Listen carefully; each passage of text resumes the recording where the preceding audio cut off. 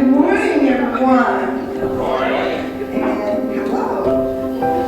I am super excited to have you here and excited about the conversation that we will have today. What is exciting is that this person will be talking about our health so that we can live a better and healthy life.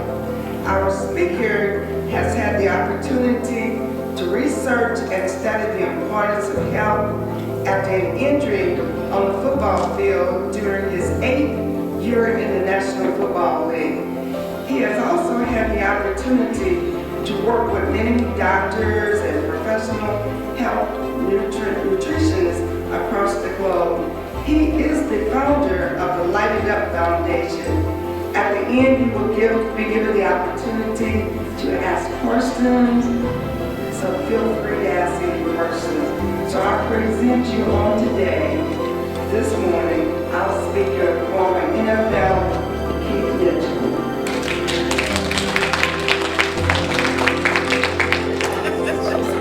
So it's a pleasure to be here with you and to share this time, this space. We have some more people coming in. Shout out to Emmett Scott, John Tyler. Well, the foundation, Emmett Scott, right? That's where it evolved from, which went into Lee and John Tyler. And I think Tyler changed its name, right? John Tyler, what's the new? Tyler Hyde. Yeah, and so the evolution of all that, 50-year anniversary. Give yourself a hand on that, yeah. And this is what I'm been burning, and this smell is sage. It's an herb that grows wild, and it's for cleaning energy. Some people, you can consume it. You can even wear it as a smell. It's an amazing herb for, again, cleansing the energy. And so this is what I'm burning. So if you're, wondering, just get that clear. So how we're going to start today as everybody's coming in, just kind of get comfortable. If you want to take your shoes off, you can take your shoes off. To really get grounded. We're electrical beings. We need to conduct that energy. It's like when we connect with the ground in a certain way, it grounds us. It grounds us. This is why we consume electric foods and things of that nature. So I want to kind of create the space. Can we close that door? I know other people may be coming. I just want to lock in the container for what we're looking to go and what we're looking to create in this space as we engage and talk about something like nutrition and health. And how many of you know that health has a lot to do with our mental? And and it's so interesting, as I was doing some ideas of just kind of thinking about how do I approach and how would I come in and speak today.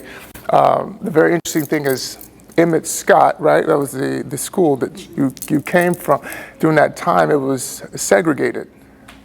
And when you think of the segregation and going into the integration, I began to look at the stats of the progression and how we come as a collective, as a people even. And I began to really dive into the stats because I'm like, how am I going to come? I don't want to just, pound the idea of high blood pressure, diabetes, and things of that nature. But one of the very interesting things, and we will deal with that and go into that, but the thing that I saw that really was alarming to me, and it just brought up something that got my attention, is as a culture back in, 72, when you guys graduated, we represented 13% of the population. Yeah, and the interesting thing about us representing 13% of the population back in 72, here in the year of we still represent 13% of the population, meaning we haven't progressed, we haven't expanded. And when I began to go further, I'm like, and I look at the Mexican population. I actually live in Mexico now, 3 years. I started a business there. That's a whole nother story. We'll get into that. But as I even looked at the population of the Hispanic community, in 1972, I'm like, okay, seeing what their population look like? They were around about 2-3%, and now they represent 23% of the population. So I begin to really, you see where I'm going with this? I'm saying like, okay, now where do we lead in statistics? Well, I see the incarceration population, we moved to 80%. I see the diabetes, we represent 80% of the diagnosis. I see our children at the age of 10, they're considered high blood pressure, pre-diabetic. What is the problem? And so really when you go into really unwinding and unraveling some of these things, which is naturally the practice that I teach, it came about since I was a child. I was in school and the teacher asked me, and this is why I teach the practice of contemplation. All problems are solved by questioning and answering. And the teacher proposed this question to me, says, where do you see yourself in 10 years? And at that time, I think I was about 12 years old. And I never thought about that. I never thought about that question. So it really hit home with me. And I'm just giving the backstory as we begin to build, just kind of show you a little bit of backstory where I come from, right? Which I come from here. I was born here in this city. And so he proposed that question. I was like, oh, wow, where do I see myself? And I was like, well, can my parents afford college for me? I don't know.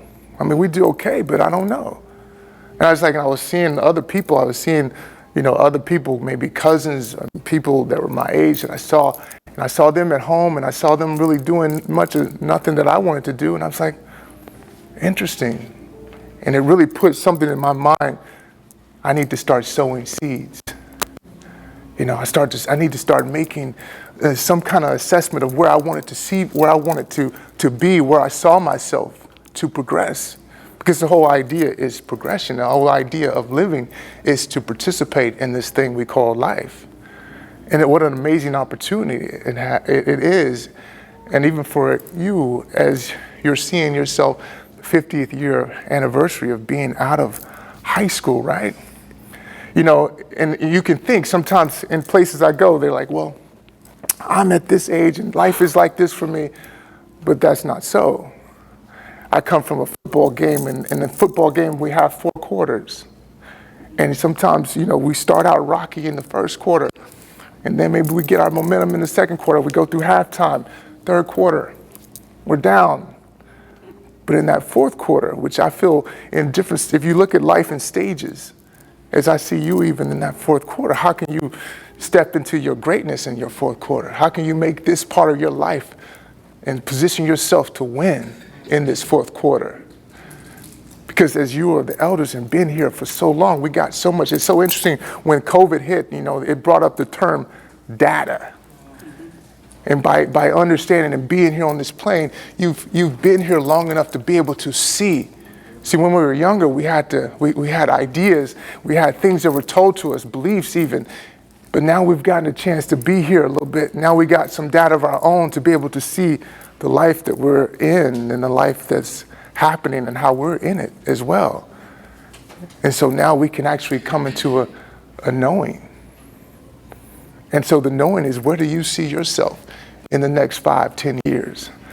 How do you want that to look? And it's not for you to have the idea to play a game like football, but it's an idea of how you can be in the space of receiving love, being loved, and even forgiveness.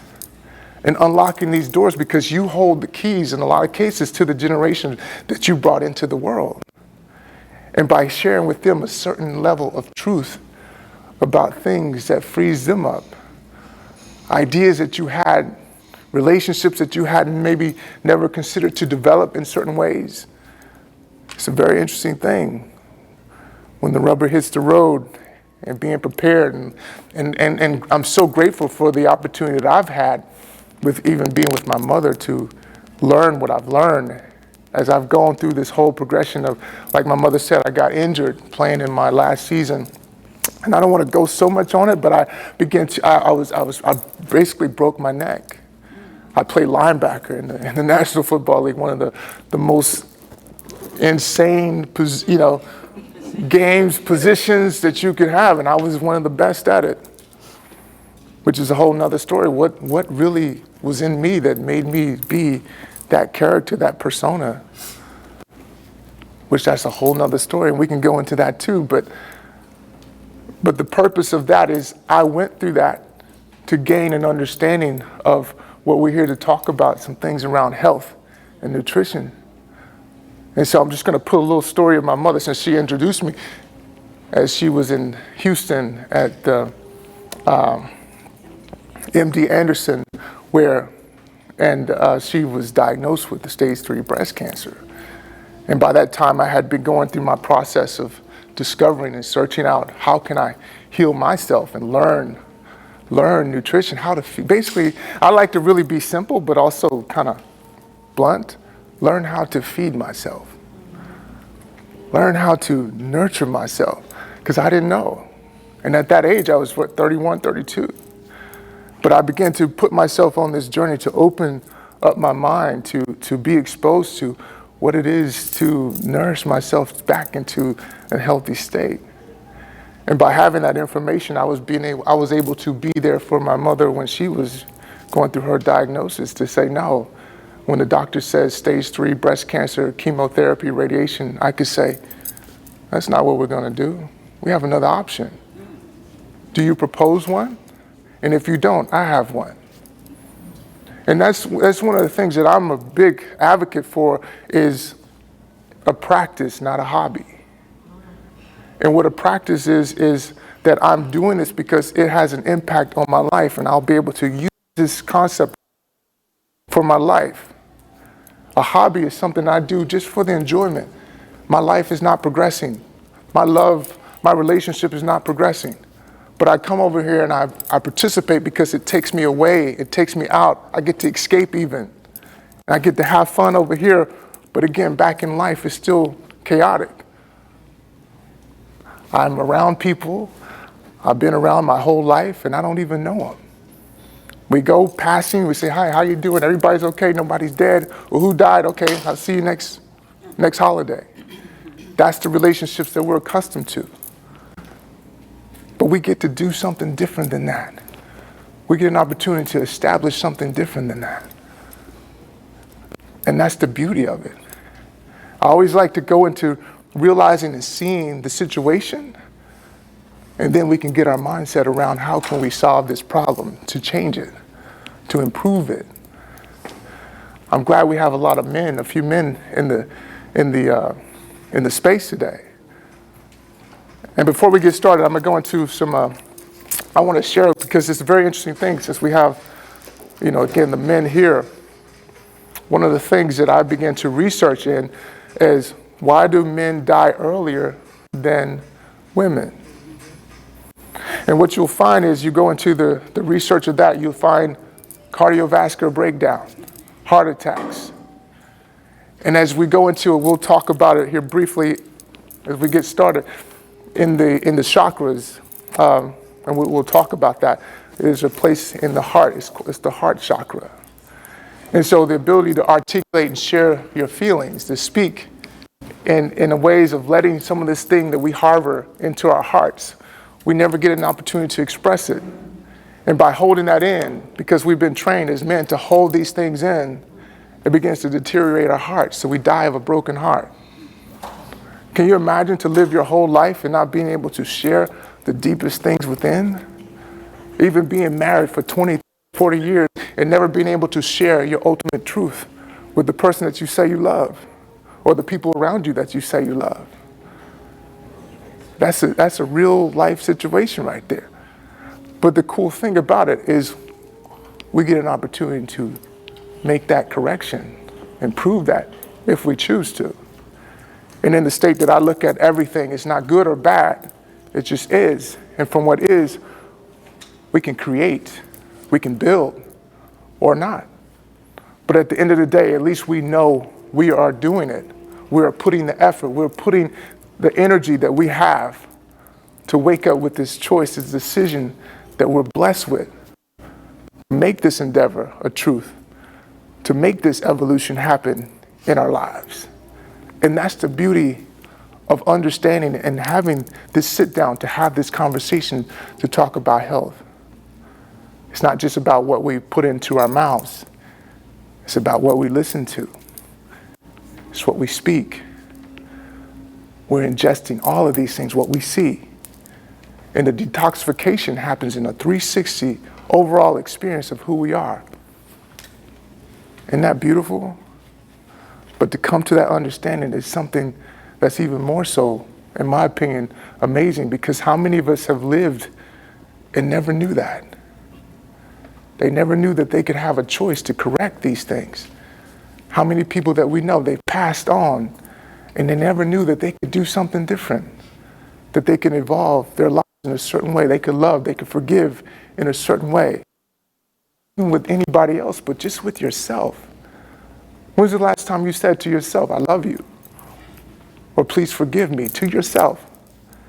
And forgiving yourself is the aspect of the neglect. You know, the things that we didn't allow ourselves to do. You know that voice in your back of your mind that says, don't say that, who do you think you are? Don't step out like that, who do you think you are? I have a practice for that, because when you hear that voice and it says not to do that thing, that's exactly when you do it. My expression of that is expand over contraction. So when we're faced with something different, something new, we don't shut down. We step into it. And that's the beauty of just coming into this idea I call consciousness. Consciousness is just an awareness, but it starts with our minds.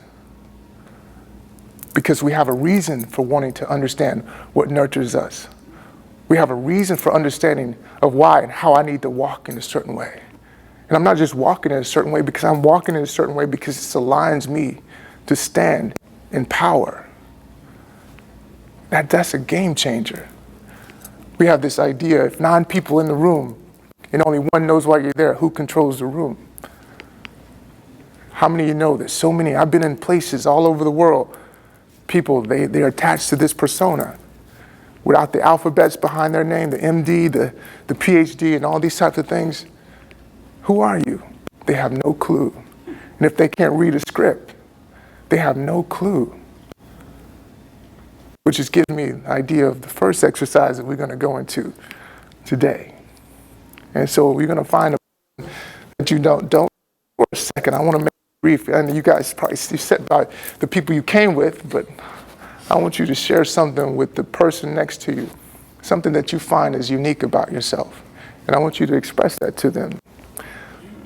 But no one that you're married to, no married, but you can't, just somebody that you didn't know, that you didn't come with, but like someone different.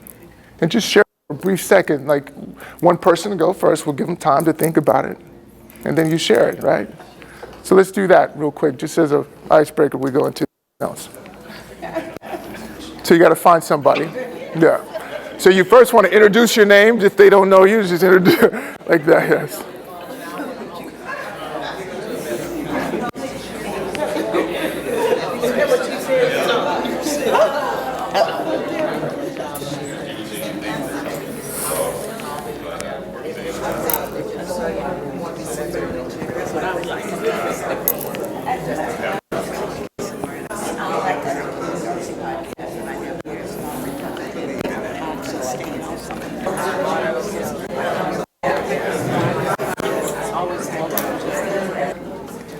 How many of you stick to the drill? Did you go through it? Yes. Yes. Everybody went through it. Who'd be interested in sharing that thing that's interesting, that you feel that's interesting about yourself? Anybody? Yes. I'm Gladys Carter. Okay. And I feel like that I'm very ambitious, somewhat outspoken, and also a leader, and instead of being a follower. Amazing. Thank you. Yes. Anybody else? I'm Evelyn Yes. Robinson. Yes. Just from my faith in my God, I've seen the health challenges that I've gone through, cancer survivor, severe anxiety, all of that. I've seen it all as God's ways of helping me grow for the purpose of sharing and helping other people on this journey. Mm-hmm. Okay. Thank you. Thank you. Yes. First, I'm implementing what you just said. that is the very thing he said don't say is the thing that I'm about to say. And I'm an evangelist. And the young lady I was talking to, Sharina, we said if you put it in the right perspective, and that being God first, and then your family.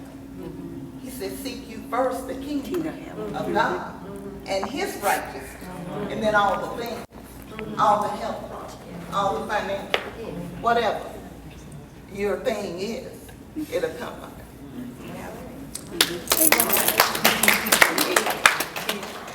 I would like to share, because you used myself as an example, and you went through what I went through when I was diagnosed with breast cancer. And we come together as a family, made the decision, what's the best thing to do. And I remember us talking about, well, if you're gonna go through all of these things, well, we're gonna go to the best hospital. And one of the things that, even going to the best of hospitals, having the best of doctors, it's not the doctors, it's but God that gives them the guidance to do these things. And then we have to process the things that they're saying. And one of the things that when I entered there at MD Anderson, it was a nurse. She just, for some reason, gravitated to me. She said, I never give books away, but I want to give you this book. And that book talked about how people develop cancer. And we all have cancer cells in our bodies. But what the thing that cancer feeds off of is sugars and dairy products. Because the dairy, I'm sure you're hearing that. But anyway, at the end of the day, when I went through the eating, changing my eating, and that's how we come about meeting Dr. Sebi. And Dr. Sebi in Honduras. And he said, our bodies are made to reheal itself. Is what we put in our bodies. So I am a big factor on eating healthy. And so far, never had chemo or anything. Went back to the doctor. They said, there's not another test we can give you. So very Yeah, so the thing so when we talk about the trauma, the traumatic experience, even as we've caused it and created it in ourselves, how many are familiar with the chakras? Chakras, okay? So chakras are like the blueprint of our existence, right? And so, and what's so interesting about the body is on an aesthetic perspective, outside perspective, is simply the manifestation of what's on the inside. It's like if you had a piece of meat here and you would record it for several days, where would the maggots come from? They come from the meat. They don't come from the outside source. So the things that we've consumed and a lot of the chemistry that we created in our bodies begin to develop the dis-ease. And the first notion of this dis-ease happens in our minds. Because you can point to your hands, you can point to your feet, your knees, but where's your mind? Where's your mind? And the interesting thing about your mind, it's an idea. It's an idea that you have about yourself. It's an idea about these different things, and they've been conditioned in a certain ways. We've been told a certain way that this is that, like the doctor is this, how to eat this, and what that's really entailed by, again, realizing the data as we're here and have been here. That's not what it is for us to eat, or in a sense of this, it's going to cause problems in our bodies if we do. And again, it's not good or bad, it just is, and from what is, I can decide, do I want to continue that or think of something different? Realizing the data. And it's a cool thing because it's an opportunity. When I think of Life University, right, because we go through this experience of life to gauge insight, again, how to do it better. In sports, we practice every aspect of the game. From high school, Pop Warner, wherever you started, every day, every aspect of the game. Every week we prepare for that television you see That television show you see on Sundays, we prep it every time. We have an off season that we begin to work on the so-called weaknesses, to make our so-called weaknesses our strength every day. And then the show and the tape is the performance. Again, how is it working for you? You say you're good, you say you're this vessel that can do these things. Well, we put you on television and we say, well, okay, let's see. So that's an examination process even. And then we get a result, and then we go back and we look at the film and say, no, you were biased to that. You were not there. You committed that penalty. You were offsides. And I'm saying here's another opportunity for us to examine ourselves, to examine our lives, the things that we say to the reality. I think the stat I saw, over the age of 20, 57% of our women are considered obese. 37% of the men are considered obese in our community. Again, these things don't just happen. They haven't just happened. They've been progressing, and we've allowed these certain things. The dis-ease doesn't just happen overnight. It's a progression. It starts in our minds. And the reason why we eat, and we learn to eat, because it fuels our ability to connect and understand. I look at nutrition. My verbiage for nutrition is information. And there's a whole different science that goes with that. The information of what? It's a very interesting thing when it comes to, we have a philosophy of minerals. The body needs minerals. We don't count calories, we count minerals. It's like if you're renovating your home, it needs brick, it needs wood, it does the rest. We've been told and conditioned in this environment you need protein, animal protein. Again, we'll get into this thing, but it's doing something to us. It's not connecting to us, it's not allowing us to stand in our greatest strength. But first, I'm going to go a little bit too ahead of myself. I want to get into breathing. I want to start there. And so I want to teach you breathing. We're going to do some breathing exercises. And I want to show you the benefits of breathing, because guess what? We talked about food. We talked about ourselves being a manifestation of this mineral. 102 minerals on the planet. It's 102 minerals in us. Food is a manifestation of minerals also. Water is a liquid form of that mineral. Air is the vapor form of that mineral. And so I want to introduce you to why breathing is such an important piece of this processing mechanism. How many of you know that breathing allows us and teaches us how to breathe and process the experience? We're processing things. When the rays of lights give an idea in our lens, it begins to process the experience. We hear sound, vibrations. We process the sounds, make it music. We process the sound, language. All these things, we touch things.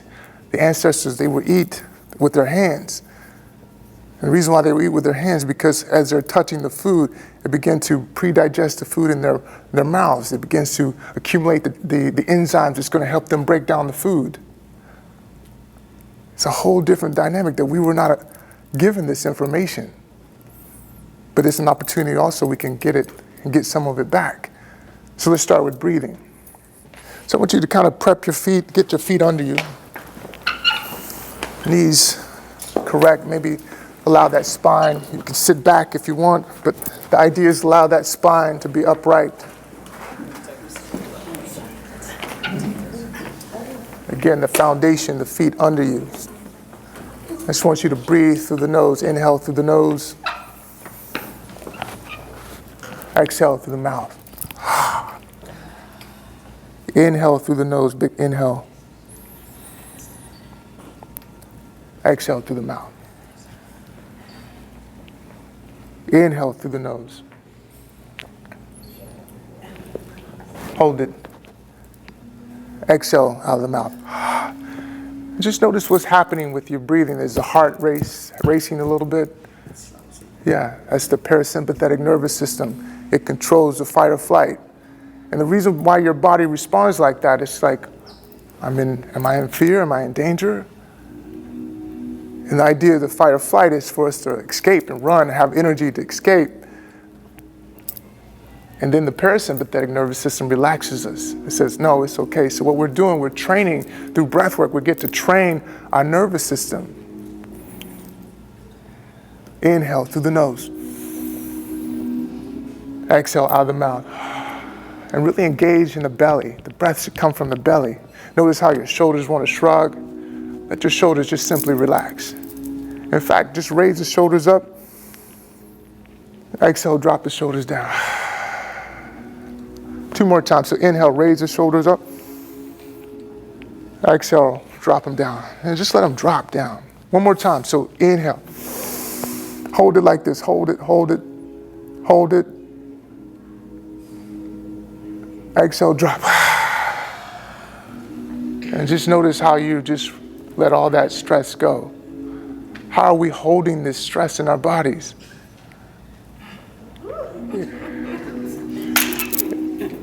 Inhale, breathe, stand with it. Exhale. Calm mind, strong body. Inhale. And exhale. So now we're going to do some breath retention. So we're going to hold it at the top. We may hold it at the bottom. We just work to it, exercising those lungs.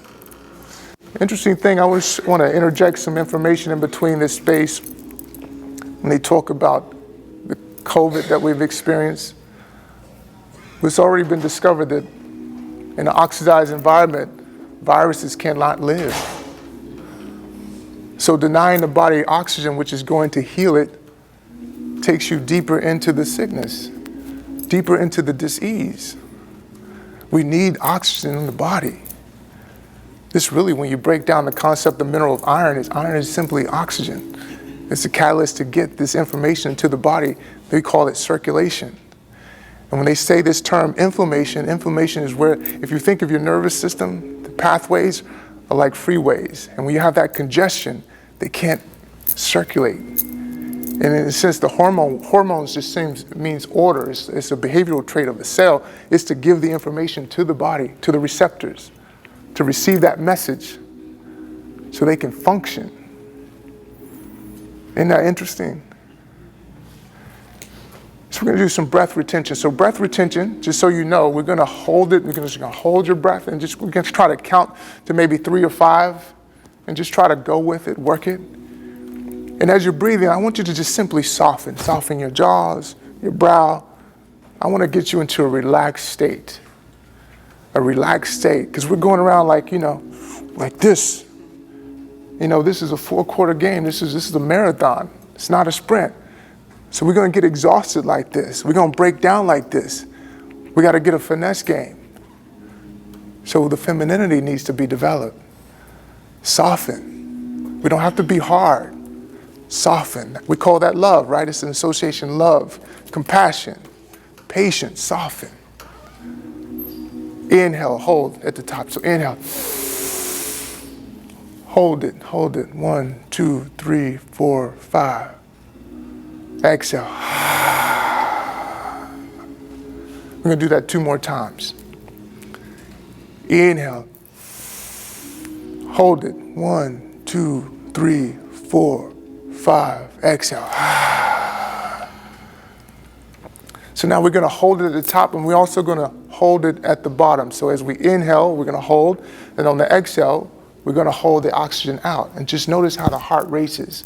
Mind goes fight or flight. And imagine yourself in these times in life we get tried. Problems happen, arguments happen. And just put yourself in those cases of just processing the experience. To lead in that idea, we talk about love, compassion, forgiveness. Starting simply with yourself. This is an amazing tool that we can use in our day-to-day lives. So we're going to inhale. Hold it. 1, 2, 3, 4, 5. Exhale. Keeping the oxygen out. Keep it out. No breathing in. 1, 2, 3, 4, 5. Inhale. Hold. 1, 2, 3, 4, 5. Exhale. keeping the oxygen out. 1, 2, 3, 4, 5. Inhale. Hold. 1, 2, 3, 4, 5. Exhale. 1, 2, 3, 4, 5. We're going to do that one more time. So inhale. 1, 2, 3, 4, 5. Exhale. 1, 2, 3, 4, 5. And just breathe. And notice how you feel. Maybe if you want to close your eyes, just kind of go in, check in with yourself. Notice how you feel. Notice how your feet connect to the ground a little different. Notice how the space around your heart can just circulate, feel it pumping. Notice your mind. Notice your thoughts. Allow yourself the space to be free within you. Breathe. And we're going to do some subtle movement just as you're in the chair. Nothing too crazy, as we're just, you can call it chair yoga. Yoga is the idea of just embodiment of these ideas and implement it. It's like walking and chewing gum. I don't advocate chewing gum, but just walking and doing something simultaneously. It's developing this thing. Because we live in the world, so we can take the idea and conceptualize it mentally, but we get to function with it because we're moving. We're doing yoga every day because we're moving. We're breathing. We're having life experiences. So just check in with you. So maybe if you want to get some space in between yourselves, you know, yeah. Yeah. And when we get into some of the movement, I want you to kind of check in with how you start breathing in some cases. You got to remind yourself to keep breathing. Because again, we're going through life having experiences and we don't even know, we're not even breathing. You know, we don't even know we're not even breathing. So as you're here, you're sitting, I just want to take your chin to your chest here. Yeah. And just take your chin to the right shoulder. And you're going to up and over to the left shoulder. And inhale the chin down. So you just kind of go at your pace. So inhale, just breathing in movement. So inhale, chin rotates. So basically making a circular motion. And just make it, I'm just trying to let you see the edges on it. If you're going fast, go slow. If you're going slow, go a little slower. An opportunity here is to feel and listen to how your body communicates with you. Those sensations you feel is the body saying, yes, that's it. The body doesn't have a voice box. It can't literally speak to us per se, but it gives and it shares with us through sensations. So inhale, just find your edges.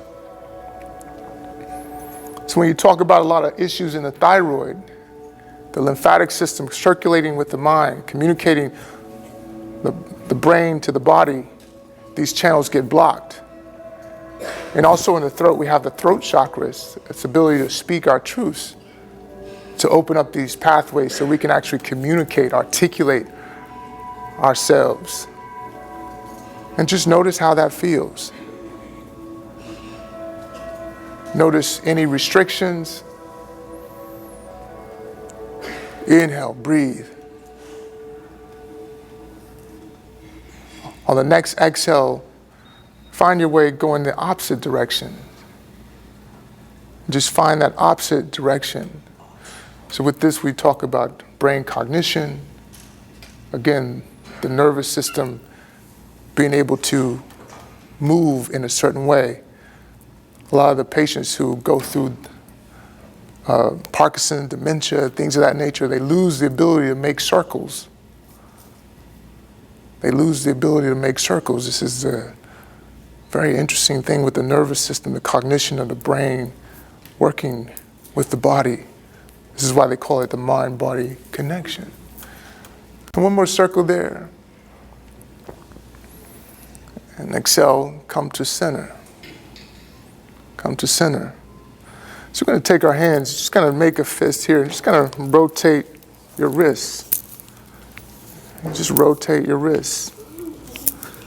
And just notice how from being on those computers and the carpal tunnel, stagnation, that's all it is a routine. We find ourselves stuck in these routines. And those routines look like these ways of being. Remember how we say, I'm just like this. This is the way it is. This is the only way that you've allowed it to be. And there's new ways we can create a new rewind, opposite direction. And just introduce yourself to your wrist. And on the inhale, you can say, wrist, please forgive me. Yes. Yeah. Yeah. Yeah. And just notice how that feels, because this is a relationship with yourself, right? So come out of that. I'm going to take the hands, just going to press the palm facing forward. And just see how that all lines up into the shoulder and even the neck, because it's all connected. Arthritis is just circulation, dehydration. The body needs to be able to circulate. Inhale, breathe with it. So as you feel the sensation, breathe into that sensation. Just think of it as an active prayer. Inhale. One more breath here. And exhale, release that, yeah? On the other side, you can shake it out, yeah? And then we go to the other side and press those. Inhale. And stand with the breath. And even as we're here, maybe we relax those shoulders. Still relax, drop those shoulders and just breathe. And breathe into you. Exhale. 2 more breaths like that. Inhale. Exhale. 1 more breath. Inhale. And exhale. Release that. Shake it out. Inhale, breathe. So I'm going to try to get us to do maybe some other movement around the neck. So you're going to take your right hand to your left knee. You're just going to take your left hand and kind of, maybe you gauge it to like kind of find this twist here. Inhale, and just taking the chin, the torso, and just kind of finding that twist. Even if you take your gaze to the back, yeah? Did you see? Okay, I'll show you.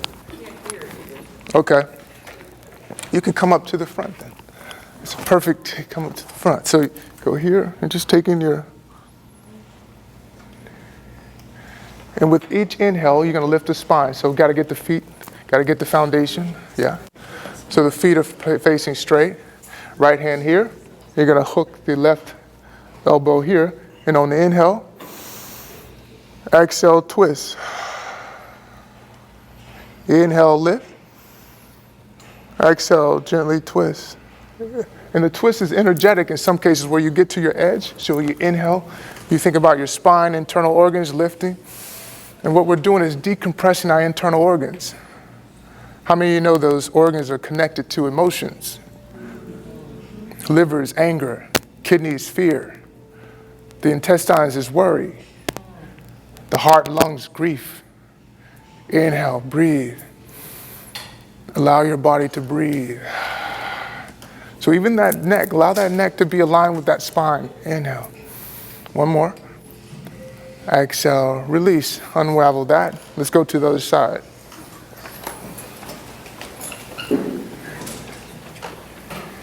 Inhale, lifting up.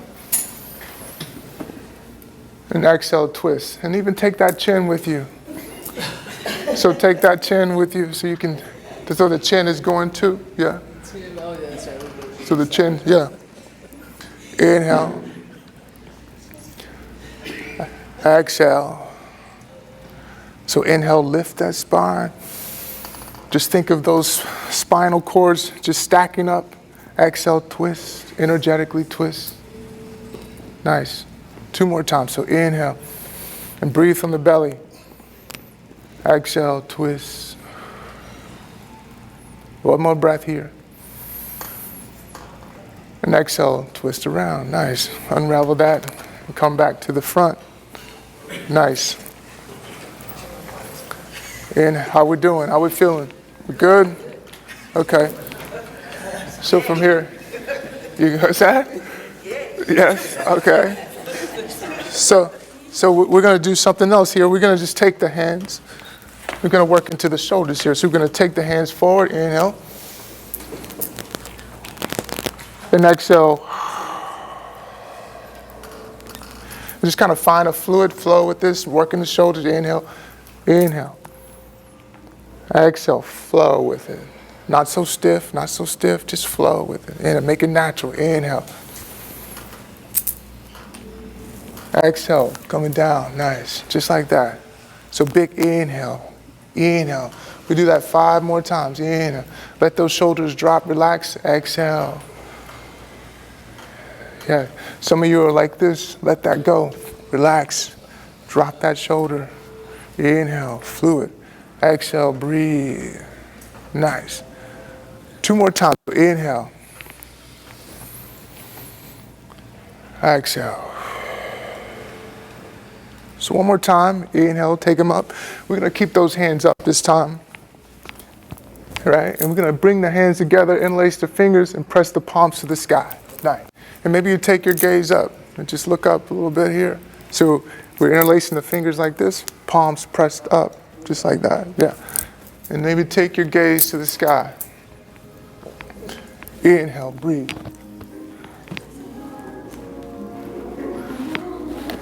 Inhale, breathe. Nice. And maybe notice shoulders burn a little bit. And that's the idea. The body needs a little pressure. That's how we get growth, pressure. Inhale, breathe. So from here, we're going to lean to the right a little bit, pressing out. So lean to the right, your right, not my right. And so think of that side body getting exposed to all that oxygen circulation. Because by being upright all the time, we get that compression. So we get to open up the body. We open up the body so we can breathe. Inhale. Stay with it.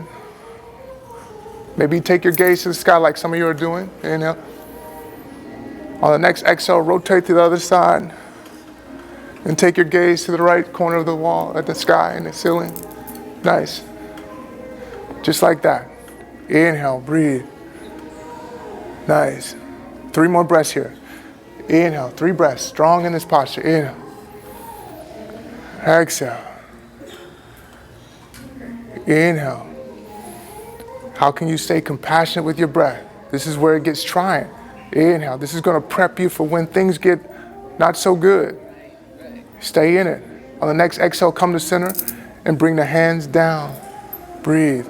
And notice how you feel. Feel that sensation in your shoulders, the circulation, blood moving through your body. Inhale. Yes. That's loving. That's loving yourself. And feel it. Feel that love. Your body's going to be like, yes, this is what I've been wanting. Yes. Yes. Yes. Yes. Yes. Yes. All of it. It's good. Yeah. So let's do some more. Yes. You know, I felt that I have temporary back problems. Okay. And my lower back, so when I'm stretching, I feel it releasing. Okay. Yeah. Yeah. Yeah. All that information is within you and it's waiting on you. It's like you got this Ferrari, this G4 that's ready to take off and we just hold it back. And we don't have to do that. We can fly. Okay, what about this sciatic? Yeah, the sciatic is just either whether it be dehydration, again, compression. A lot of times when those areas are compressed, it can't give blood flow through, hydration through. The hydration carries the knowledge of the nutrition into our bodies. So with that, we can do this. So we'll take the hands overhead again, like here. We can go bring them up forward like this. And just exhale and forward fold here. And just let your head relax and drop down, yes. What is that again? I heard her say something about back. Sciatic nerve, or she had some temporary back issue. Okay, I have a shot Tuesday in my lower back, so I'm trying to hear. You had a cortisol shot? I have Epi- like a nerve block, yeah. Yeah, cortisol. Yeah, yeah. And so, yeah, so we're just stretching those areas out. Yeah. You want to try it? Yeah. Yeah, and just find your edge with it. If you get, and just kind of notice as you breathe. Are you breathing? Stay with it. Inhale. Exhale. On the next exhale, just walk yourself back up. So walk your hands back up to a straight spine. Yeah, just like that. Nice. Just like that. Yes. Osteo. Again, deficiency of calcium. We have the soil is deficient now. We're lacking magnesium, the calcium, and iron in our soil. So we have to substitute. We have to get the nutrition. And that can be a lot of ways. Getting in the sun. I'm an advocate of getting into the sun. We need 15 minutes on the front side of your body, 15 minutes on the back side of your body. And notice that the idea, we're going to go into that. I just want to kind of go through some movement, and then we can talk about some more of this. So we can take the hands up again. And exhale, fold forward. Inhale, breathe. Just a couple breaths there, hanging down. Yeah? And see how you can let your neck go. Let your neck drop. Let your neck just completely, no tension in your neck. Inhale, breathe. On the next exhale, you're just going to walk yourself up, back up to sitting. Slowly back up to sitting. Nice. Nice. So you got to breathe. If you're getting lightheaded, you're not breathing. So when you're down, make sure you're breathing. We'll do that one more time. So inhale, taking the hands up. And exhale, fold forward. And let your neck completely go. And just notice how each time you're able to go a little bit deeper into this. Inhale, breathe. And see how you can just take that tension out of your neck. Take that tension out of your neck. And if you need to take your feet a little bit wider to get further down, you can. Yeah. On the next exhale, walk yourself up. Straighten the spine. And before we do the next one, I want to share with you this one. Very interesting thing about my progression for this next posture. Because what you're finding is this relationship that we've had with ourselves. In a lot of cases, it's been a lot of neglect. In a lot of cases, we've pushed ourselves, not listened to ourselves. And so there's another discovery when it comes to moving and getting into our bodies and rediscovering these things. Well, with this rapport that our bodies have with us, in a lot of cases, it doesn't even trust us. We're having to rebuild this trust in our bodies. Isn't that interesting? Yeah. So one of this posture here, you can really support yourself here. Maybe you can lean, I want you to experience this one. So take your sit bones off the back and I just want you to lean back here. And I'm gonna give you an example of what I mean by this trust. And just take your neck back and see what happens. And maintain that breath. And find that stretch into your neck. A lot of the things we talk about when it comes to the thyroid, these areas just need to be stretched.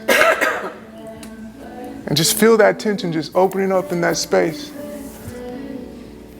Now we're allowing that blood flow to the brain so we can have clarity as we're processing this life that we're experiencing. Breathe with it. 2 more breaths here. Inhale. Exhale. 1 more breath. Inhale. And exhale, gently come up to sitting. Yeah. And just getting yourself back. And just notice what you experienced when you went back. Yeah, right? What are you saying? Sleep. Yeah. Right? Interesting thing with the body, how it just responds and you feel that communication is happening. There's something there. One more time. One more time? Okay. So just scoot your sit bones a little bit off the base of the chair. You lean your upper body back and just drop your neck back. And maybe you go a little bit deeper there. Just trust your body. Just notice how this. You can grab your knees or just Don't fall over. Just keep yourself grounded, but just, yeah, just like that. Perfect. Inhale, breathe. Exhale. And just breathe. 2 more breaths here. Deep breathe. 1 more breath here. And exhale, unravel that. Just come back up. Inhale, gently come back up. Compassion, patience with yourself. Imagine if you did this consistently in your day or consistently in a week and how your body will respond. Yeah. And think of that space just opening up around your heart. Yeah, it's just simple things like that. Keeps us open, keeps us the vitality to move through our bodies. This is what we need this. Yeah. Let's stand up with it. And so here I want you, if you have shoes that are easily accessible, to take them off if you want. I like for you to really ground on the floor. Inhale, breathe.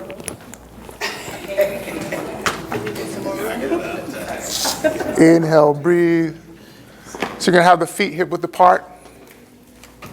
Feet hip width apart, taking the shoulders up here. And exhale, drop the shoulders back. And just roll the shoulders back and just open up the heart. Bring the heart forward, yeah? And take the palms, face them forward. And if the heels are in, take the heels out and have them hip width apart. So the feet gonna be hip width apart. So here, so let your toes face forward. So your toes are this way. Bring your toes this way, yes. Even more. Kick those heels out, yeah? So now you're aligned, yeah? So inhale and allow the neck to be aligned with the spine. So you have the crown of the head can connect to the heels, the soles of the feet. Inhale. So as you're here, take your toes, face them forward, yeah? So now you get your glutes. Glutes are a strong part of your body, a big muscle there. Get them active in your stand so they can support you. Because this is the posture that we live in. This is the posture that we go into our day-to-day, and we even in some cases have to fight the battles in the world in. So it's important to be the embodiment of this experience, to breathe and understand what this looks like so we're prepared. So I want you slightly contracted in the quads. Yeah, slightly contracted. Just press the ground and just notice how that feels. Yeah, slightly contract the core here. Inhale, just slightly. Soften the face, relax. Soften, shoulders down, soften, leading with the heart. Nice. I just want you to embody this posture here. Just notice how that feels. This is what, again, you take into the world in this posture. Strong, powerful. I am gratitude. I am powerful. I am blessed. This is what blessed feels like in your body. So when you show up, and you show up in those difficult moments, I can stand in my power. In this power, I can forgive. In this power, I can be patient, compassionate. In this power, I can solve my problems. I can mentor others with their problems. I can be the medicine that we all are and we're meant to be on this planet. Some people call that passion. I say it's what we were born with. And just breathe with that. Maybe you can even close your eyes and just let that resonate inside of you.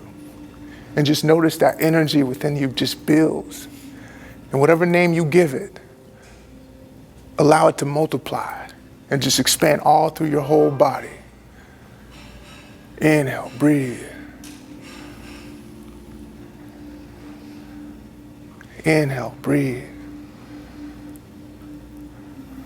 Nice. One more breath. Inhale. And exhale. You can take your seat if you like. Nice. Beautiful.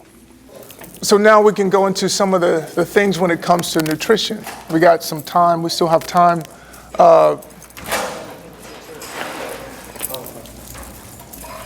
So the biggest two The biggest, if you want to take a break, let's take a break. Maybe we have some moments to, if you want to go to the restroom or something. Yeah, let's take a break, yeah.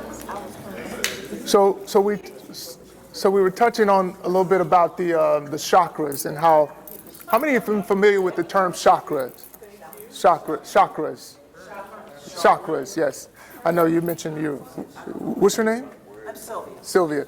Chakras, yeah. So chakras are the blueprint of our body, kind of like a house, how a house is built, the fundamentals of how they put the things together, and how we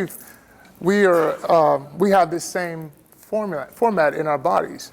We have the root chakra, which is childhood, the development, when we're birthed into this world. We have the sacral chakra. Sacral chakra is going to be around our sexual organs, the endocrine system. This is going to consist of who we've engaged with, intimately with, and various variations like that. You have the third chakra, the solar plexus, is where we, how we've nurtured our bodies, what we put into our bodies, whether it be the alcohol or whatever it is, was, what we put into our bodies there, in our internal organs, yes. How are you spelling that? Chakras, Chakars. Yes. And then you have the heart chakra. Heart chakra has a lot to do, again, love, giving and receiving love. Throat chakra, the speaking, articulating our emotions, sharing ourselves. And then you have the third eye. The third eye is perception. The way we see the world, yes. And then we have the crown chakra. It's the embodiment of it all coming together to navigate in a certain way. So the crown chakra is the embodiment of it. So as we look and I compare and I put both together, again, as you look at the anatomy and how dis-ease happens in the body, you can also see it where it's manifesting from in the various states of our lives, what we've experienced. And you'll find the dysfunction, whether it be in the third chakra or the second chakra. You even see if people have inflammation, you'll see the bulge from the first or second, it'll be separate. This is why it looks in variations like this. Because where we're holding this trauma, these areas, they're holding on to this thing, The body's a very interesting thing. One of my teachers, I don't know if you're familiar with Layla Africa, he mentioned, he brought this to my attention. He's like, the body is the most, in some cases, unforgiving entity on the planet. And it was like, well, okay, how do you know that? Or why do you say that? He's like, well, if you look down at your leg, your ankle, you can see, when you were 5 years old, when you fell down off that bike, or you can see the remnants of that, and if it's that on your skin, imagine what's in your internal organs, So again, that report I was sharing with you, how in the forgiveness, starting with ourselves, the rapport starting with ourselves is where we can go in and really, create the healing and ask for forgiveness within ourselves. And what we've been a part of, things that we've had control of in some cases, whether we knew or we didn't. And that's some of the detoxification that we go into a lot of cases, because before you start to talk about what you ingest, we have to understand again why. Not because someone said this is the thing to do, but because I ultimately know why I want to nourish my body. And through that experience, you actually build even more self-worth. How many of you know that so many people don't have self-worth? A lot of people don't love themselves. And as we know, by being here on the planet, a lot of people can say something, but what are your actions doing? The actions go totally against what all this stuff that you say. Your doing says something totally different. But the interesting thing about that is the body is taking notes. It's a very interesting thing. The body is taking notes. So when that dis-ease happens, it's a dis-ease inside of us that's manifesting and festering. And so the two biggest reasons that we have on the planet for the disease, in a lot of cases for our, whether it be regeneration or whatever it is sleep deprivation and dehydration. How many when we sleep, we take in, as you just went through your breath work, breathing exercises, we take in 90% of our oxygen when we sleep. 90%. It's the closest thing we have to homeostasis. 90%. So when we have a dysfunction in our sleep, that's our bodies trying to tell you, I can't breathe. I need oxygen. And another thing with that dehydration, when the body can't circulate, like I mentioned earlier, the body can't communicate with itself, meaning it's trying to send the information, the messages through the nourishment to the body, and it's inflamed. Inflamed meaning a lot of the, what we call sensations, or the normal word we know is pain, is the body's communicating like oxygen cannot flow through. So when we talk about listening to ourselves or checking in with ourselves when we're in a meditation, when you're in a prayer, you get to check in with yourself. What is your body saying to you? What does your body need right now? It's an interesting thing of, again, building that rapport, that relationships with yourself. I like to call it relationship because it's continual. It's not just stagnant. It's a growing that we're looking for to evolve. How many know when we lose the abilities of, like, a doctor told me, one of the doctors, when I got injured, you may not be able to run again. When we get diagnosed with these things and we accept these things, I'm like, who are you to tell me what I can't do? Who are you to put that limit on me? I'm not giving you that kind of power on me. These types of things, and even how we sometimes even diagnose ourselves. I'm this way, I'm that way. Or relationships have been this way for me. Or this relationship with my son is like this relationship with my mother is like this. We misdiagnose the situation and we don't even give ourselves a chance. Because just like we're talking about rehabilitating our bodies, the things that are extensions of ourselves also have the ability to rehabilitate, rebuild, transform. And that's how they go together. So when we begin to build this house up, it gives us new ideas and ways that we can approach the world. And that's why human connection is such an important nourishment. And because we've been traumatized, in a lot of cases, I always say we build fences. We build, he talked about Donald Trump building walls. We build the walls, ultimately. And that wall ultimately begins to disrupt our ability to connect with ourselves. And we find ourselves just sitting like, this is how it is. But it ain't so. And that's the beauty of coming into understanding, again, why? Why? Because I'm worth it. Because I desire to have it. Because I can have it. And whatever you're aligned to, whether it be the higher power, the creator, whatever you call it, because I believe this is so. And so it is. That begins to be my mantra, expand over contraction. So we get an opportunity to, at this point of our lives, when some people have checked out, we get to check in. We get to build. And so nutrition begins to be a catalyst for all that, starting with breathing. How many of you know if by just simply creating this opportunity, as we did our breath retention and some of the various variations of the breath work, starting your day like that, what would your day look like starting like that? How would things change? And even if, maybe even before you go to bed, having that as a simple practice of just clearing your mind, preparing yourself, to recharge, to reboot, reset. Just little things like that we can do. If we do it 30 minutes here, we do it 4 or 5 times a week, what does that add up to? And then what you'll find is we begin to train our bodies. So this is how I breathe when I'm awake and when I'm asleep. This is how I breathe. This is my practice.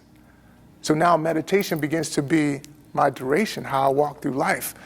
As that posture we stood in, we get to walk in life just like that. Breathing. That's the basic fundamental that we can start with. All the other things are just ideas until we build that basis. Again, we have to feel ourselves worthy of it, that rapport of it. And just like some of you mentioned, like my body feels different. Because your body will respond very quickly. All it needs is a little bit, which you'll find. You give it a little bit, it'll give you so much more in return. It's a beautiful thing. Yeah. So a lot of people have questions about the nutrition. I can answer questions around nutrition. I'm an advocate. When I met Dr. Sebi, how many know who Dr. Sebi is? Well, Dr. Sebi, for those who don't know, I had never seen, I've been around, and again, I saw a YouTube video of him before I met him, and Lisa Left Eye she was from this group, TLC, and she did this documentary, and I was like, he was in Amazon in Honduras. I'd never been to Honduras before. I'm like, I don't know how I'm gonna get there, but I'm going. I gotta see him. I gotta meet him. And because I wanted to be well. How many know when you're in that predicament, you want to be well? It's like everything is nothing gonna stop me from getting what I want. And so I made that. I was adamant about that. And so by meeting him, he turned me on to something that's so powerful that I get an opportunity to share with you, and that's the supplement of sea moss. And the interesting thing is, sea moss it acts as an astringent, and it's profound in calcium, magnesium, in particular calcium, magnesium. And so as an astringent, what I mean is, how many of you have ever done anything with the skin, like a witch hazel, it closes the pores. So astringent acts as it tightens. And so sea moss is 98% density. So meaning, as soon as we take it, our bodies can do what it needs to do with it. It absorbs it quickly. So as acting as an astringent, my skin tightens. The collagen is in calcium naturally. So it gets to tighten. And not only my aesthetics, my external skin, but my internal skins. We were talking about the kidneys. Sea moss as a supplement acts as an astringent to tighten, to rebuild those internal organs. So profound. It also does a lot of things in the lungs. It begins to decongest the lungs. Because mucus, Dr. Sebi's philosophy, which is mine also, that all disease in the body is based off of mucus. Mucus is necessary, but out of the range of acceptance, it begins to cause problems, and that happens from a lot of cases an acid-based diet. And I'm not here to tell you to take away your meats and the various things that we in the culture take in. However, we can monitor how much we take in. If you don't have a pathology, you can actually say, okay, I'm gonna eat meat only 4 days a week, or I may take it out even 1 day a week and then build off of that to like 2 days to 3 days or whatever it is, or I may fast. How many incorporating fasting is one of the most amazing detoxes you can do. You can do intermittent fasting, how I live. Intermittent fasting is like, I take my first meal around noon, and the reason why, and really intermittent fasting came from the ancestors. They would use and work with nature. So the sun at the highest peak is going to help you produce more serotonin. So the heat of the sun, you can use the heat of the sun to help you process your food that you intake. So I make my biggest meal my lunch, and then I don't eat after 8 o'clock. So I make my dinner no later than 8 o'clock, because the body's producing melatonin. And so the body wants to relax. So I can't give it this, this big steak that I used to do when I was playing sports, because the body is ready to take it easy. It's ready to break. And so you talk about the stresses that I put on my body when I do that. So a lot of cases, the aging process is happening because our bodies are having to work to process all these things that it, in a lot of cases, can't process. So I put my body on a schedule like that. I don't eat or drink after 8 o'clock. Yeah. So I get all my hydration in the beginning. Yeah. Not even water. Not even water, unless you have to, but I try to make my regimen and train my body to be on that regimen. Yeah. First meal is 12. 12 o'clock. And then to suffice the morning hunger or the habits, because really it's patterns, it's habits that we're dealing with. And, habits are hard to break, And so just to consume something, I'll make a smoothie. I'll do maybe sea moss in my smoothie to like give me nourishment. Really, it's just feeding my nervous system. My body's thinking, I'm like, again, fight or flight. That I really want you to check in with that, because when the stomach is empty, the body's like, am I going to have food? The body is freaking out like that. Are we going to have food? So it's like the stomach is empty, so you need to give it something. So that's how we've been training it for so long. So it's like, in some cases, wired like that. And it may not ever change in that case, but we have a substitute of something we can do. So we do a smoothie, and I incorporate sea moss as that. It has 92 minerals. So it gives us a lot of the nourishment that the only thing it doesn't have is really iron. But then we can, iron. But when you bring it together, like like what my mother does, she incorporates a bladderwrack, which has iron. So then you get 102 minerals in that sense, like that. So where do you get your sea moss? So great question. I get my sea moss from right where Sebi get his. I actually have an import company, and we're based out of Mexico now, but we get it right from Honduras, Roatan, Honduras. So you couldn't get it at a health food place? You can get it from us here. We have it. I have two aunts that have it here. I have my mother and my aunt here. This is one of my aunts here in the front row. She's in Longview and we're in Dallas, so we can make sure you get it. And it comes from, again, directly from the source where Dr. Sebi was. Yeah. How do you spell that supplement? CMOS, SEAMOSS. CMOS, yes. What's the name of the other supplement you said? Bladderwrack. Bladderwrack. BLADDRACK. Where do you get that? Well, you can get that randomly. It's a supplement. It comes from these are sea vegetables, so you can get they come from the ocean. The density, again, it absorbs to our bodies very quickly. But bladderwrack. And there's other herbs that have iron as well. So yeah. So yeah, it's just strategizing. You can't go cold turkey. It's important to get some information about, the stages and the steps you want to take when you make this adjustment to the body, Even fasting, like one of the first things I started with is liquid fast. Go liquid fast or fruit fast. It could be a fruit fast, water fast, things of that nature. The water consumption also is your body weight divided by 2 in ounces and how much water you should drink. And also there's another way you can structure water by incorporating alkaline fruits with it too. You had a question? Yes, I had a question regarding the sea moss. Yes. And with making that smoothie up, does that consist of any other, maybe like strawberries or bananas or anything you mix with that? Yes, for sure. I mix all of that, what you just said, strawberries, bananas, even avocado. Oh, okay. It makes a nice meal, just that, And sea moss also, because I train, I work out, so, it helps me build muscle even. I've been a vegan, no meat for about almost 12 years now. And I just turned 48. Yeah. How do you liquefy the sea moss?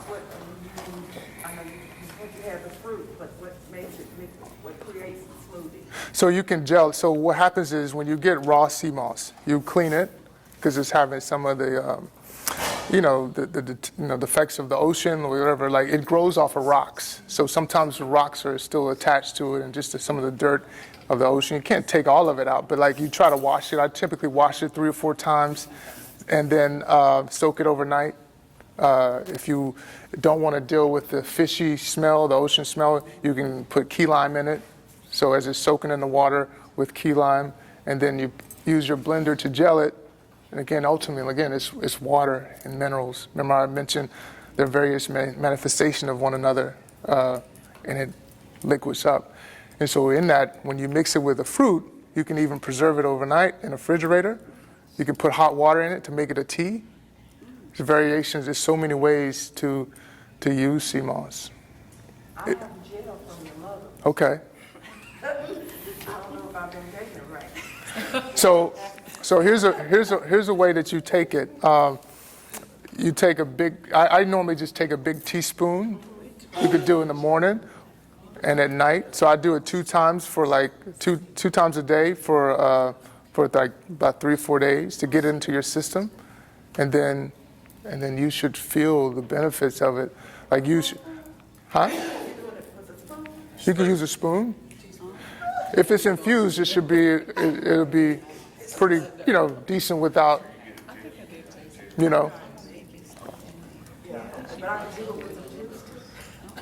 Juice, if it's infused already, it's gonna come with juice. Now so juice really, when they sell juice in the stores, and we can get into some of that too, it's just concentrated. It's not even, they'll take a concentrated tomato, they put it in chemicals, soak it, and then give you that so-called juice that's not even really the fruit. It's not really, it's not juice. But like you're getting, like say if you have a mango, you have a papaya, you actually get that by just infusing that into, your smoothie. Yeah. And then you can use, there's natural sweeteners you can use, date sugar, dates, period, agave is good. Some people use honey. Some vegans are against honey, I don't know. But whatever, but you can do things that are more natural than, things that cause problems for you. Cooking, oils that you use. Again, I mentioned, I don't know, some of you said, did you follow some of my Facebook posts? I go in a lot. So vegetables don't make oil. Vegetables don't make oil. But peanut is not a vegetable. I wouldn't use peanut oil to cook, because I'm gonna give you a reason. To process an oil to create like a vegetable oil or even olive oil, they heat it to what, 300 degrees temperature-wise? What is your temperature? 98.6. 986. So you can't process it. So what happens? That oil just sit and fester in your body. That's one of the biggest reasons why we have inflammation, high blood pressure, congestion in our bodies. We can't process that. The only oils that can take high heat that we can process is avocado oil, sesame seed oil, and grapeseed oil.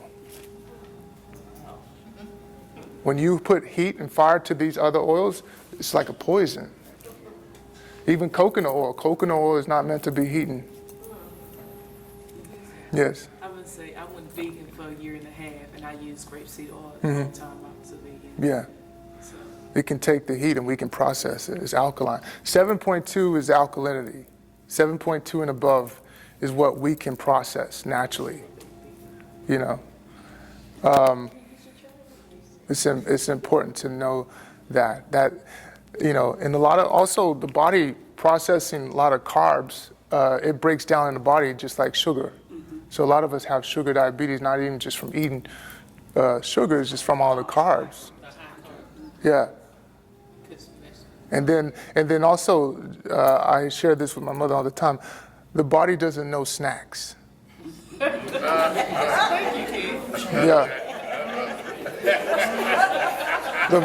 The body doesn't know snacks.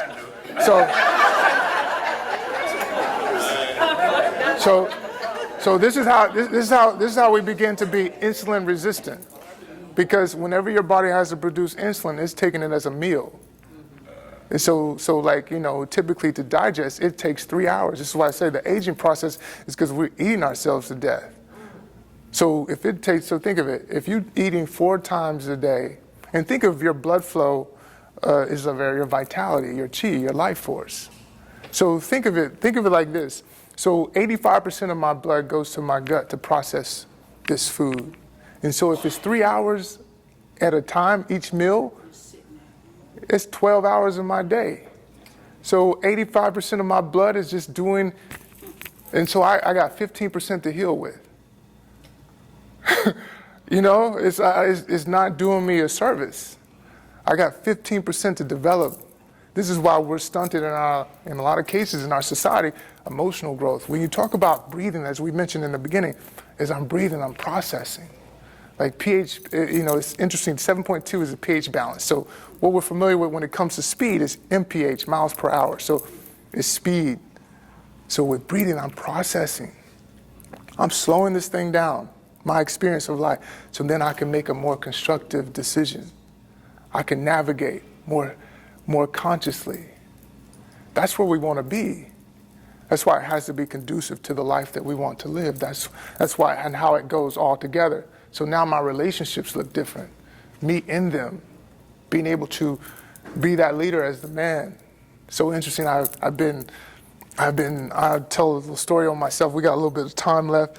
I started dance lessons, and it really gave me an epiphany. Is Kazamba, and I reflect, because I always use things as just learning tools and notes to kind of go back and reflect on life, right? And I look at the plight of the male too, as in this, and it made me have this attention to it. And so when you're in Kazamba, you're holding the woman's hand here, and when you don't hold sternly, she doesn't know where you want to go. You know, so I look at the plight of the man. So as you go through your 20s, because we think because this entity is a big figure, a male, they actually know how to lead. But for the male's plight, we're having to learn how to lead. And through states of our lives, we get states of development of how to lead and be in this man body. But we're having to figure things out as life is coming 100 miles an hour. And so when you have to hold her and you have to guide her in the back so she can go with you. And so we don't get that learning curve or even that knowledge of people saying, hey, son, leadership is going to look like this. And, you know, no one ever told us that. They tell us all these other things, but they don't really tell us the things about we're going to experience in life. They tell us to get married, but they don't tell you the trials and tribulations of marriage and how to deal with it. So we're going through life blind with all these different things and these ideas. So what I learned in dancing, like to take the partner with you and like be this guy so you can be stern and so she could follow. And just being, just mindful of these little things because they all carry over to everything. Everything that we do is a replica, it's a pattern that goes into everything. It's like how, I think my mother used to say, when you clean your room, how you do it is how you do everything. The attention that goes into it, knowing that in every aspect of my life, it filters in other aspects of my life. So I began to set this precedent. Interesting thing. Yeah. I have a question back to the CMOS. Yes. What is the impact of the CMOS on weight loss? So it's going to help you. So when it acts as an astringent, think of your colon, think your intestines. So here's the thing. So we have assimilation. So assimilation is the alkalinity, the 7.2. So the body can receive the information. And so on the second part of assimilation, we call it the methylation. And so methylation is helping your body by giving it the information. It's going to do what it does on its own. So it's going to take the information and process it. We call those amino acids. So amino acids are like adaptogens. So to things that we decide to do, whether it be training, the mind work we do, the body will support us. Like if you want to wear those tight shoes, not saying you got tight shoes on, I'm just saying, because she has flip-flops on, she has sandals on, so if you want to wear tight shoes, the body be like, you know what? Okay, I'm gonna send calcium to that toe to protect it because it's hurting it. So the body is an adapter. You got 75 trillion cells in the body, and they're ready to do whatever you want it to do. This is why they say the universe is within you, because that's an idea, but there's also reality, in my opinion, because you go into the idea of microbiome. Microbiome breaks down to ecology. Ecology is the environment around me. You talk about the four main ingredients on the planet: nitrogen, carbon, oxygen, hydrogen. It's all in you. You are that. Melanin is that stardust. It's pretty profound. That's a whole nother reason why I feel we have a lot of things going on, because when we get that knowledge, things change. What happens when you understand that you can conceive it, you can do it, things change. It's like, I'm from right where you're from. But I had an idea that I could do something that could take me all around the world. You know, I've been to 49 countries. I never thought, I was born here, grew up in Garland. I never knew I could do it until I opened my mind to allow me to step into it. And again, we wake up with a choice and a chance, and we can make that decision to do all the things that we desire to do, and it's a beautiful thing. Thank you so much for having me. I have one more question. Yes. To the nutrition, do you feel the need for the extra vitamin C, vitamin D3, vitamin E to ingest into our bodies? So nature doesn't make vitamins. And so how they get us is there's over 2,000 minerals on the planet, but there's only 102 that we can process. You know, like in chemistry class, there's 102 minerals on the chart. You have 102, I have 102. And so there's other minerals that are made from rocks. We want to get minerals from flora, plants. We can process that. You know, if you put a rock in your mouth, you can't break that down. It has minerals, it has calcium, it has iron, it has all these different things, but it doesn't process to us. So that's how they get us with Layla, Africa would call them vitamins, you know? Yeah, because they're man-made. And then those tablets that you're eating, you don't understand how much pressure it takes on the liver to break that down, because your liver has to make it whole. That's what the irony of that, whole foods. Because we have to make it whole before we can actually process it. Isn't that interesting? Like, I mean, you eat, drink what is it, would it be prune juice or any type of grape juice, or your body doesn't process it as juice in that sense. It processes in the amounts of fruit that you're actually having, that juice consists of to make. It processes as that. Interesting, right? That's so phenomenal how the body takes that. Yes. Do you have any publications, audio, Yes, I have an online course that's coming out. I have a book coming out, the Mindfulness Playbook. It's just codifying your life to self-mastery. I feel if we're going to do something, if we have something that we do on a day-to-day basis, we should know something about it. We should know about food. I created a project when COVID happened called Intimacy Mastery, because the same fundamental when we talk about nutrition. I mean, who taught you how to date? Who taught you how to touch a woman to touch a man? Nobody taught us. We learned through what? Porn? We learned through television? We learned through, like, how do we know these things? And, you know, again, we're going through life like this, but you know, we want to get into that. The knowledge is here. We're in the age of information.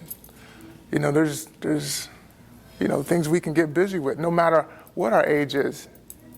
In fact, Dr. Sebi, one thing some of you may not know, when I met him in his 80s, he had a 3-year-old.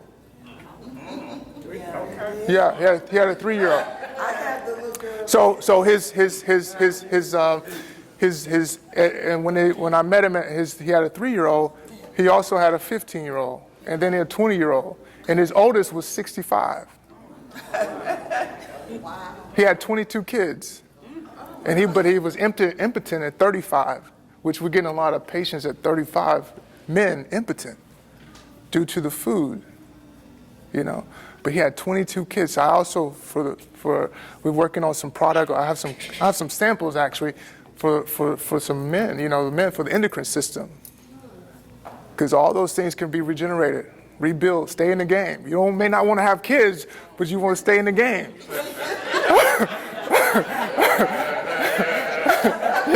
Yeah.